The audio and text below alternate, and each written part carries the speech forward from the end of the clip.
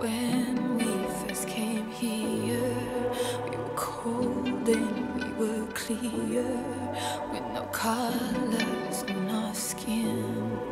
We were light and paper thin. Decenije uspješnog poslovanja i jubilej koji je kompanija Montenegro Stars Hotel Group proslavila uz oko 1000 zvanica iz kulturnog, političkog i javnog života Crne Gore. Na bazenu elitnog bečićkog hotela Splendid prisutni su uživali u muzičkom programu, ali i specijalitetima vodećih svjetskih kuhinja. Drago nam je da ste došli i da je vaša medijska kuća ispratila ovaj zaista, čini mi se da mogu da kažem, nesvakidašnji događaj. I kada su muzičko-scenski nastupi u pitanju i kada je u pitanju prijem od strane svih ovih brojnih zvanica, zaista naših prijatelja, poslovnih partnera, ličnosti iz društvenog, javnog, političkog života, predstavnika diplomatskog kora, na koje smo sve večeras posebno ponosni što su došli da podijele radost našeg uspjeha u ovoj prvoj deceniji sa nama.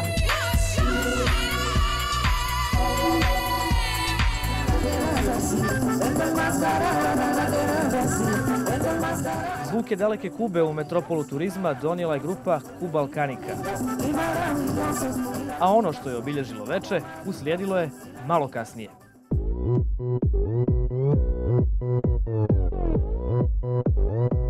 Open Gangnam Style. Gangnam Style.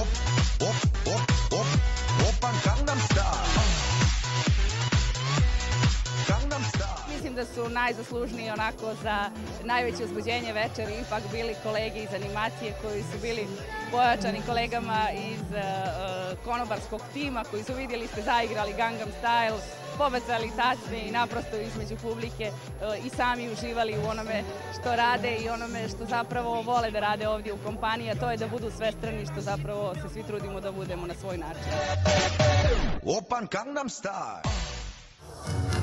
Samo šup ispod zlačio, prvo to mi bude javio. A osim zaposlenih koji su obilježili plesom noć, zvijezda večeri bio je Haris Džinović. Kao veliki prijatelj hotela Splendid, on je zaista odlučio da malo promijeni repertoar i da na jedan nesvakidašnji način zabavi večeras goste, kao u ostalom i svi izvođači koji su se večeras sminjivali na ovoj bini. Na kraju, kad se podvuče crta, u kompaniji ne krije oduševljenje jubilejom i uspješnim poslovanjem u ugostiteljstvu. Sve je stalo u viziju, misiju i jedan pozitivan stav. I mislim da se to večeras i osjetilo, da nas taj pozitivan stav zapravo pokreće, da smo jedan dobar i dobro sinkronizovan tim pred kojim su tek bez namjere da zvučim preambiciozno. Zaista veliki uspjesi, trudit ćemo se da to i ispunimo, jer to su očekivanja od nas i u regionu, ali negdje i na svjetskoj sceni na kojoj igramo vrlo ozbiljnu utakmicu već godinama.